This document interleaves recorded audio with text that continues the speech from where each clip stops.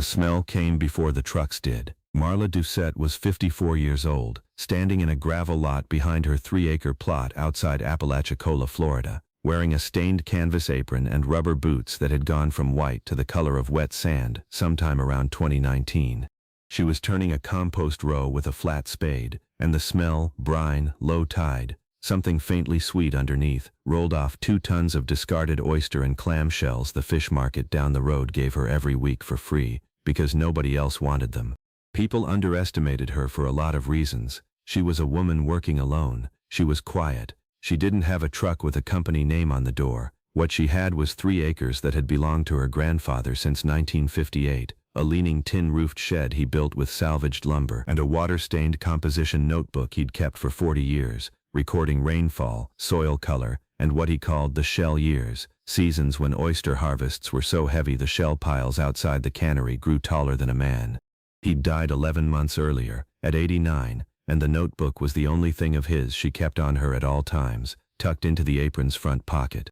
The house behind her, faded a blue that had stopped being blue around 2003, sat on land her grandfather split off from what was once a 40-acre homestead. What was left of it, the 3 acres, held a modest citrus grove, a compost operation she'd been building for 6 years, and a hand-lettered sign that said Doucet Soil, St. 2020. In April, Franklin County's Environmental Services Division sent 2 inspectors from a firm called Coastal Regional Compliance Partners. They arrived in a clean white pickup with a magnetic door decal, carrying tablets loaded with state code citations and a printed report already titled, before they'd even walked the property, Preliminary Findings, Doucet Soil Operation. The lead inspector, a man named Gary Ferris, had 11 years with the county and a laminated badge he touched like a habit. He told her, standing at the edge of her 3rd compost row, that raw shellfish waste attracts vectors and that her operation was 1 complaint away from a shutdown order. He said it politely. He said it like a man reading from a manual, because he was. If you've ever been in a room where someone with a badge and a tablet talked over 30 years of lived knowledge like it was a rounding error, you know the feeling this story is about. That's most of what this channel is, people who paid attention longer than anyone gave them credit for. If that's you, or if you just want more of these, the subscribe button is right there, and it costs nothing. Drop a comment telling me what state or country you're watching from tonight. I read every one. Now, back to Apalachicola. Marla didn't argue with Ferris that day. She'd learned that from her grandfather too. You don't win an argument with a man holding a citation book. Instead, she started measuring. Every batch of shell and fish scrap compost, she logged pH, temperature at the core using a $40 probe thermometer, and moisture percentage by hand squeeze test, the same method her grandfather used before anyone owned a meter. She noted that her piles, turned every 9 days, hit 155 degrees Fahrenheit at the core within 72 hours, hot enough, she knew from 4 years of adult ed extension courses at the county co-op, to kill most pathogens the state code was actually worried about. Calcium carbonate from the crushed shells, she wrote in her own notebook now sitting beside her grandfather's, was buffering the pile's acidity, which was why her finished soil tested at 6.8 pH, instead of the swampy 5.2 typical of unmanaged coastal ground. She didn't tell anyone this yet. She just wrote it down, the way he had. On May 14th, Coastal Regional Compliance Partners issued a formal advisory, not a shutdown, but a warning that her permit renewal, due in 90 days, was at risk pending odor and vector mitigation. The same week, a company called Green Grow Soil Solutions, a regional operation with 4 production sites across the Panhandle and a contract supplying 2 big-box garden centers, sent a representative to discuss acquisition of her waste stream. The representative, a young account manager named Todd Bracey, offered her $400 a month to sign over her shell allotment from the fish market, the same shells she'd been using, so Green Grow could truck them to their industrial facility in Panama City, 90 minutes north, and process them at scale under proper controls.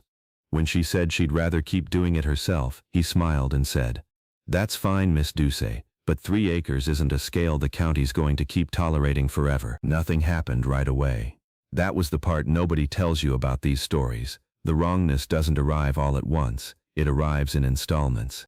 In June, Green Grow's Panama City facility, now handling the fish market's overflow the market couldn't sell to Marla fast enough, had its first odor complaint from a subdivision half a mile downwind.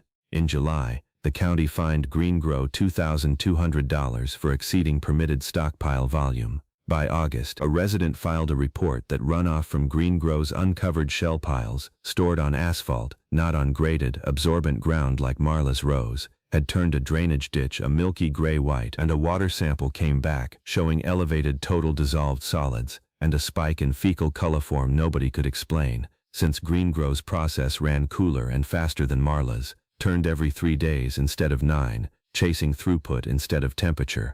That same month, the county brought in an outside hydrologist to review both operations before the permit hearing, a 29-year-old named Priya Nair, 2 years out of her master's program at Florida State, with a specialty in coastal nutrient runoff.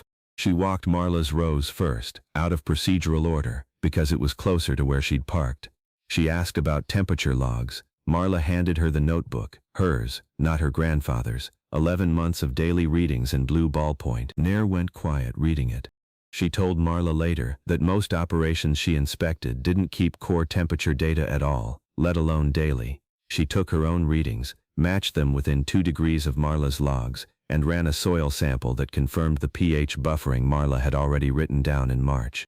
Then she drove to Greengrow's facility and found stockpiles at 98 degrees at the core, not hot enough to kill much of anything, sitting on asphalt with no absorption layer, draining straight toward the ditch the county had already sampled. Her report, filed September 3rd, recommended the county revoke Greengrow's expansion permit and renew Marla's without condition, citing, in Marla's own words, quoted directly in the county filing, operator maintained thermal logs demonstrating consistent pathogen reduction thresholds absent from the comparably scaled commercial facility. The permit hearing was short.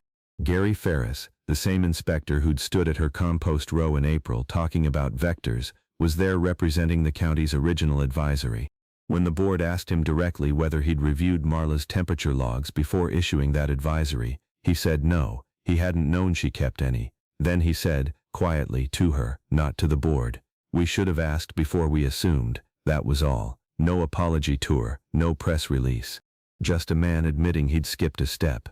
Greengrow's expansion permit was denied. They paid the county a remediation fine of $18,500 for the runoff and quietly stopped taking shells from the Apalachicola market altogether, citing supply chain restructuring.